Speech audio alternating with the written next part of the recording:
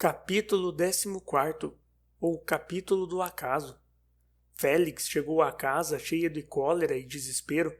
Entrou impetuoso na sala, como se precisasse de vingar em alguma coisa a suposta injúria. Lançou mão do primeiro vaso que se lhe deparou e deitou-o ao chão. O vaso fez-se em estilhas. — Que é isso? Disse uma voz estranha. Félix estacou espantado. Olhou para o vão de uma janela, de onde viera a voz, e deu com a figura de Moreirinha, comodamente sentado, com um livro de gravuras aberto sobre os joelhos.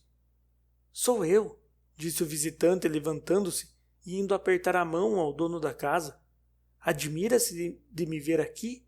Tomei a liberdade de o esperar, a despeito das observações que me fez o seu criado. Félix não pôde encobrir o desprazer que lhe causava a visita.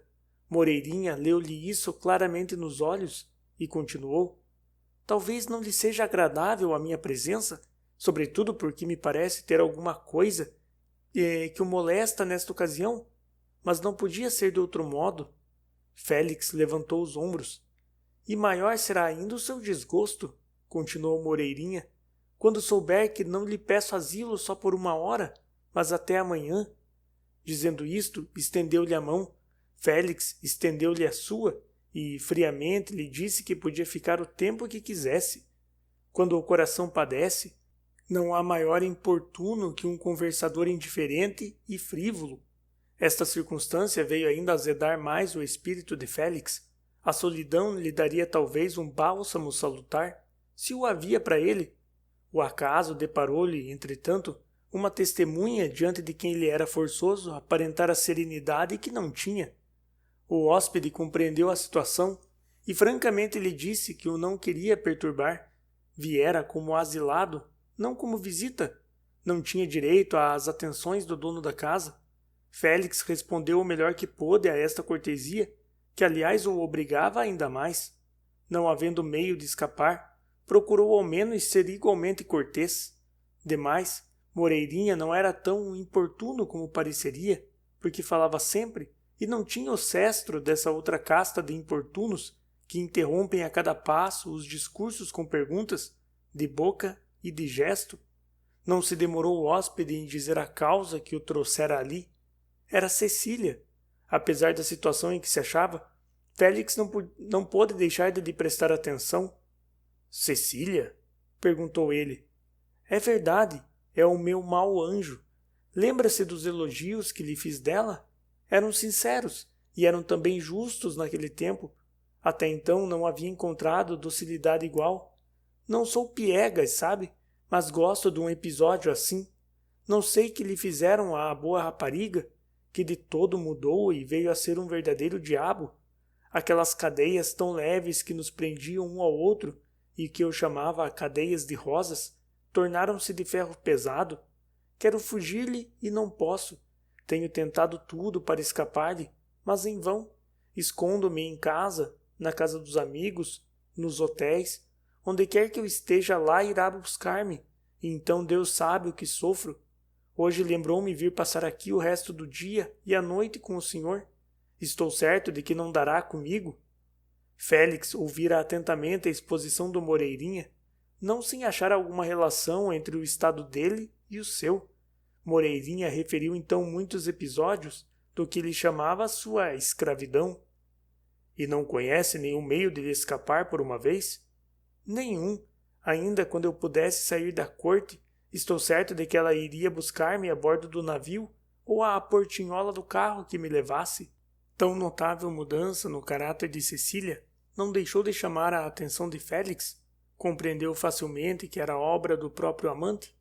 A rola fizera-se gavião, pela única razão de que Moreirinha lhe dera ensejo de conhecer a sua própria força. De abatimento em abatimento, chegara Moreirinha à miserável posição atual.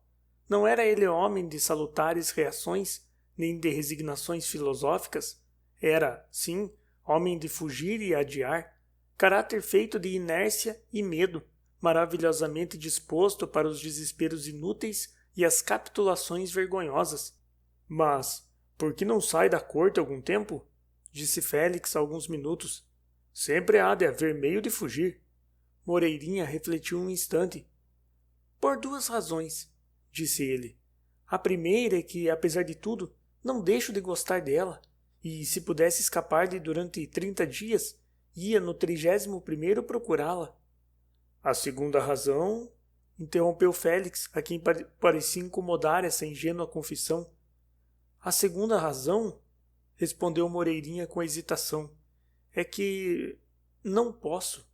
Félix desceu os olhos no vestuário do rapaz e viu nele o comentário das palavras que acabava de ouvir. Elegância ainda havia, mas já pobre e rafada. Os botins tinham sinais de longo serviço.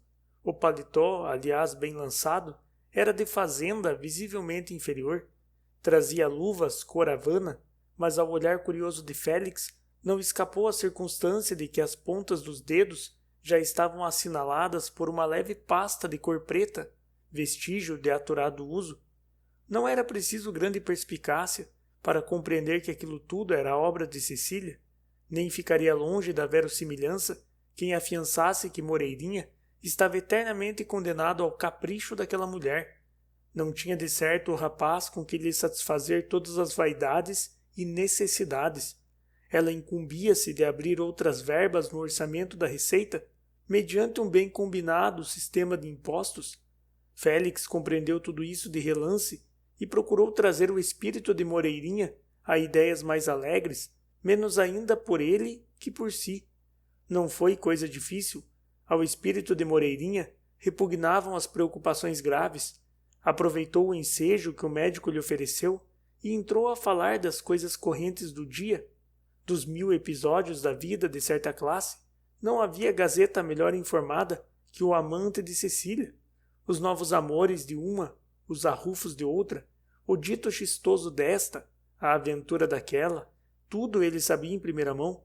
Não lhe perguntassem por estreias literárias, nem crises políticas, mas a mobília com que fulano presenteara a certa dama, a cela equívoca em que Cicrano chegara a beber champanhe por uma botina, esse era domínio seu, desde que os amores de Cecília, de todo, o separaram da sociedade.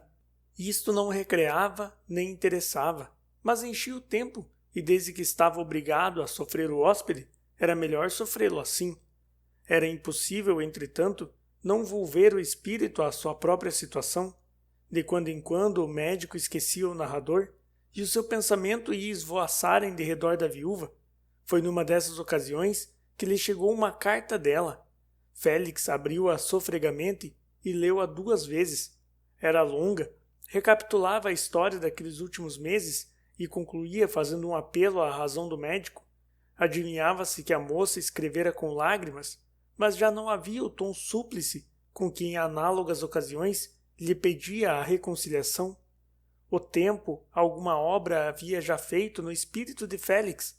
A carta veio consumá-la. Félix não estava ainda certo da inocência da viúva, mas já estava certíssimo da brutalidade da sua explosão, e este reconhecimento era uma dor nova, quase tão profunda como a outra. Seu primeiro impulso foi ir ter com Lívia. Desistiu dele e preferiu escrever-lhe uma carta. 3 vezes a começou sem lograr chegar ao fim. Vacilava entre ser afetuoso ou severo. Num caso lembrava-lhe a perfídia possível, noutro a provável inocência. Temia ser injusto ou ridículo. Como todos os caracteres indecisos, não achou mais recurso que uma inútil desesperação. Anoitecera, Moreirinha estava mais alegre que nunca e pagava a hospitalidade do médico com as suas galhofas costumadas. Não contava com Cecília, mas adivinhou que era ela quando ouviu parar um carro à porta. Estou perdido, disse ele, desatando um longo suspiro. Era ela. Cansada de esperar que lhe levassem resposta do recado que dera, Cecília desceu do carro e entrou em casa. Ao chegar à porta, relanceou os olhos pela sala, onde não viu desde logo o amante. Moreirinha metera-se no vão de uma janela. Félix olhou severamente para Cecília, como quem lhe estranhava a liberdade que tomara. Mas onde iam já as flores do antanho? A dócil rapariga de outro tempo tornara-se mulher desgarrada e solta. Caminhou afoitamente para o médico e estendeu-lhe a mão. — Como estás, mon vieux? disse com um risinho de mofa. Nessa ocasião descobriu o amante, que parecia entretido em contar as estrelas. Foi a ele e soltava já as primeiras palavras de uma veemente apóstrofe, quando Félix julgou prudente intervir a tempo de evitar um escândalo, reconciliou-os como pôde e secamente os despediu. Lívia estava à janela, desconsolada e triste, enquanto Raquel, não menos triste que ela, executava no piano uma melodia adequada à situação de ambas. Não viera a resposta do médico, a viúva sentia desvanecer-se-lhe a esperança de tantos meses, e com ela o futuro que tão perto se lhe afigurava. Estas eram as suas melancólicas reflexões quando viu parar à porta de Félix um carro, descer uma mulher, entrar, sair depois com um homem e partirem ambos. O golpe foi terrível e mais profundo que nunca. A viúva não temia de certo uma rival triunfante, mas via e sentia o desprezo do homem por quem tantas lágrimas chorara naquele dia. Se o médico lhe aparecesse então, ela reconheceria o seu engano, e a alegria de se sentir estimada lhe daria forças contra a dor de se ver ofendida. Félix não veio. Lívia mal pôde resistir à humilhação.